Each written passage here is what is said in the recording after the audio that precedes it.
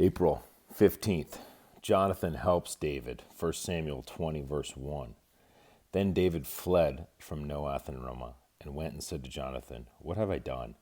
What is my iniquity, and what is my sin before your father, that he seeks my life?" So Jonathan said to him, "By no means, you shall not die. Indeed, my father will do nothing, either great or small, without first telling me. And why should my father hide this thing from me? It is not so." Then David took an oath again and said, "Your father certainly knows that I have found favor in your eyes, and he has said, 'Do not let Jonathan know this, lest he be grieved.' But truly, as the Lord lives, and as your soul lives, there is but a step between me and death." So Jonathan said to David, "Whatever you yourself desire, I will do it for you." And David said to Jonathan, "Indeed, tomorrow is the new moon, and I should not fail to sit with the king to eat. But let me go, that I may hide in the field until the third day at evening. If your father misses me at all, then say, 'David earnestly asked permission of me that he might run over to Bethlehem, his city, for there is a yearly sacrifice there for all the family.' If he says thus, 'It is well,' your servant will be safe. But if he is very angry, be sure that evil is determined by him. Therefore, you shall deal kindly with your servant, for you have brought your servant into a covenant of the Lord with you. Nevertheless, if there is an iniquity in me, kill me yourself, for why should you bring me to your father?" But Jonathan said, "Far be it from you, for if I knew certainly that evil was determined by my father to come upon you, then would I not tell you?" Then David said to Jonathan, "Who will tell me? Or what if your father answers you roughly?" Jonathan said to David, "Come, let us go out into the field." So both of them went out into the field. Then Jonathan said to David, "The Lord God of Israel is witness. When I have sounded out my father sometime tomorrow or the third day, and indeed there is a good toward David, and I do not send to you and tell you, may the Lord do so," and much more to Jonathan. "But if it pleases my father to do you evil, then I will report it to you and send you away, that you may go in safety. And the Lord be with you, as he has been with my father. And you shall not only show me the kindness of the Lord while I still live, that I may not die, but you shall not cut off your kindness from my house forever. No, not when the Lord has cut off every one of the enemies of David from the face of the earth." So Jonathan made a covenant with the house of David, saying, "Let the Lord require it at the hand of David's enemies." Now Jonathan again caused David to vow, because he loved him, for he loved him as he loved his own soul. Then Jonathan said to David, "Tomorrow is the new moon, and you will be missed, because your seat will be empty. And when you have stayed 3 days, go down quickly, and come to the place where you hid on the day of the deed, and remain by the stone easel. Then I will shoot 3 arrows to the side, as though I shot at a target. And there I will send a lad, saying, 'Go find the arrows.'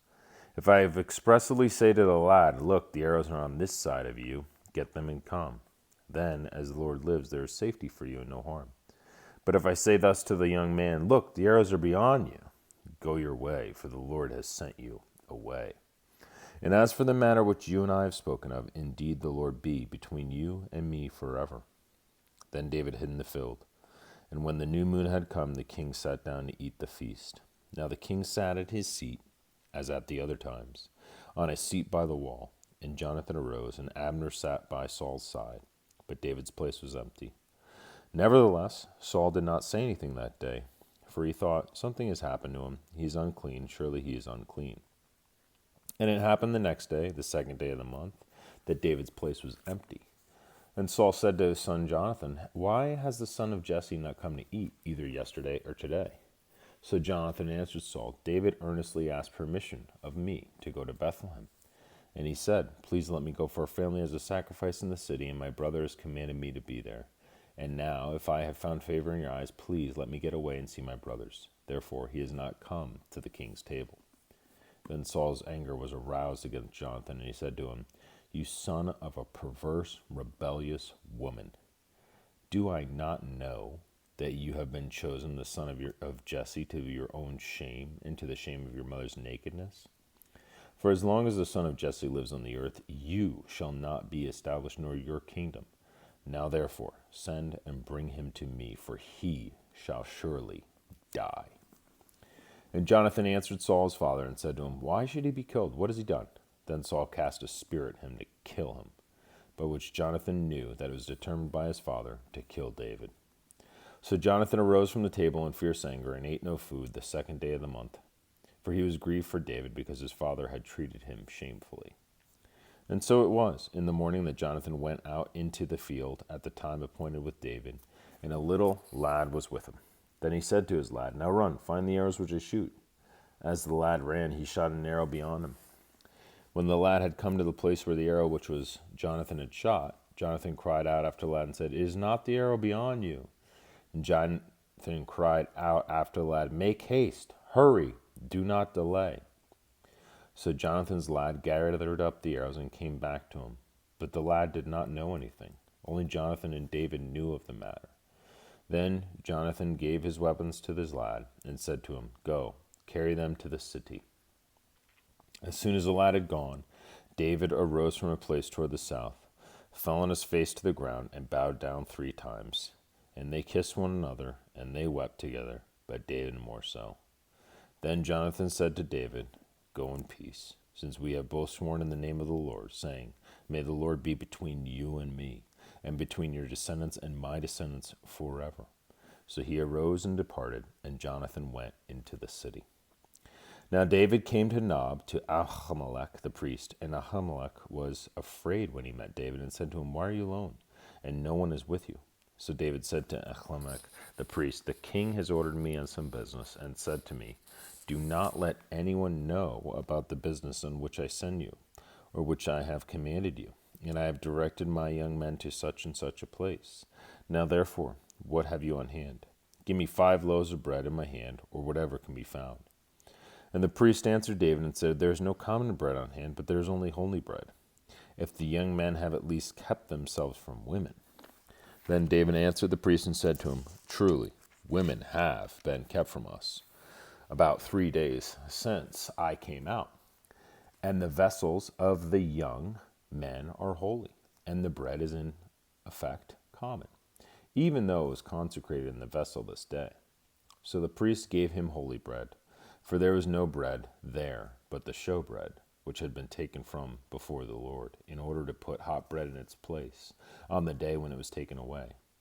Now a certain man of the servants of Saul was there that day, detained before the Lord, and his name was Doeg, an Edomite, the chief of the herdsmen who belonged to Saul. And David said to Ahimelech, "Is there not here on hand a spear or a sword? For I have brought neither my sword nor my weapons with me, because the king's business requires haste." So the priest said, "The sword of Goliath the Philistine, whom you killed in the valley of Elah, there it is, wrapped in a cloth behind the ephod.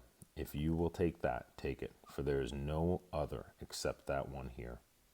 And David said, "There is none like it, give it to me." Then David arose and fled that day from before Saul, and went to Achish, the king of Gath. And the servants of Achish said to him, "Is this not David, the king of the land? Did they not sing of him to one another in dances, saying, 'Saul has slain his thousands, and David his 10,000s'?" Now David took these words to heart, and was very much afraid of Achish, the king of Gath. So he changed his behavior before them, pretending madness on their hands, scratched on the doors of the gate, and let his saliva fall down on his beard. Then Achish said to his servants, "Look, you see the man is insane. Why have you brought him to me? Have I need of madmen, that you have brought this fellow to play the madman in my presence? Shall this fellow come into my house?" Psalm 34. A psalm of David when he pretended madness before Abimelech, who drove him away, and he departed. I will bless the Lord at all times. His praise shall continually be in my mouth. My soul shall make its boast in the Lord. The humble shall hear of it and be glad. Oh, magnify the Lord with me, and let us exalt his name together. I sought the Lord, and he heard me, and delivered me from all my fears. They looked to him and were radiant, and their faces were not ashamed. This poor man cried out, and the Lord heard him, and saved him all of his troubles. The angel of the Lord encamps all around those who fear him and delivers him. Oh, taste and see that the Lord is good. Blessed is the man who trusts in him. Oh, fear the Lord, you his saints. There is no want to those who fear him. The young lions lack and suffer hunger, but those who seek the Lord shall not lack any good thing. Come, You children, listen to me. I will teach you the fear of the Lord. Who is the man who desires life and loves many days, that he may see good? Keep your tongue from evil and your lips from speaking deceit. Depart from evil and do good. Seek peace and pursue it. The eyes of the Lord are on the righteous, and his ears are open to their cry. The face of the Lord is against those who do evil, to cut off the remembrance of them from the earth. The righteous cry out, and the Lord hears, and delivers them out of all their troubles. The Lord is near to those who have a broken heart, and saves such as have a contrite spirit. Many are the afflictions of the righteous, but the Lord delivers him out of them all. He guards all his bones. Not one of them is broken. Evil shall slay the wicked, and those who hate the righteous shall be condemned. The Lord redeems the soul of his servants, and name of those who trust in him shall be condemned. Love you guys.